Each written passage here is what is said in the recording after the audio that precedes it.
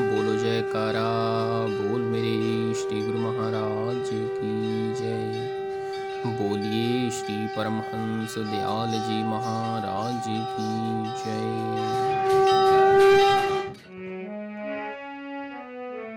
एक रोज श्री महाराज जी कोहाट में रौनक अफरोज थे कि सत्संगियों और दर्शन करने वालों का देहातों और आसपास के जिलों से बहुत हजूम हो गया। कोहाट के आदमी उनके व्यय से अकुला गए और उनकी खबरगिरी व रसद रसानी में कुछ शिथिलता की।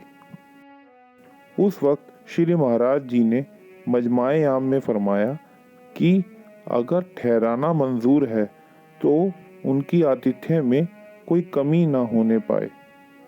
जो शख्स जिस तरह की भावना लेकर यहाँ आते हैं उनकी भावना पूरी होनी चाहिए। जो खाना हमारे वास्ते तैयार कराओ वैसा ही उनको मिलना चाहिए। हमारे और उनके खाने पीने में किसी तरह का फर्क ना होने पावे। इसके बाद फरमाया कि एक गुरु के कई चेले थे। मुर्शिद ने हर एक से पूछा, तुम क्या चाहते हो? एक ने कहा कि मैं तो यह चाहता हूँ कि मुझको हलवा पूरी रोज मिला करे। एक ने अर्ज किया कि मुझको नौकरी की जरूरत है। एक ने कहा कि मैं चाहता हूँ कि मेरी शादी हो जाए। एक ने कुछ ना मांगा, सिर्फ मुर्शिद की प्रशंसा कर दी कि आप ऐसे मेहरबान और रहीम हैं, सबकी तमन्ना पूरी करते हैं, वगैरह वगैरह, और खामोश हो गया। अब मुर्शिद को तो सबकी ख्वाहिश पूरी करनी ठहरी। वह ऐसी सूरतें पैदा करता है और तदबीरें निकालता है कि सबकी मुराद पूरी होवे।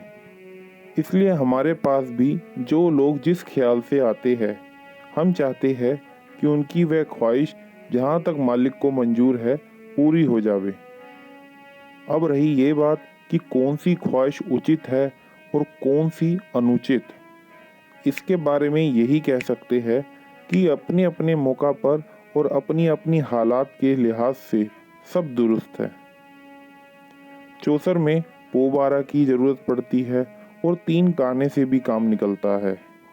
लेकिन अगर ये इस तरह से भी सत्संग में लगे रहे और मालिक का भजन करते रहे तो एक दिन ये सब बातें छूट जाएंगी और असलियत के रूबरू हो जाएंगे। झूठ मुठ खेल सचमुच होए, सचमुच खेले विरला कोय। जो कोई खेले मनचित लाए, होते होते हो ही जाए। बोलो जयकारा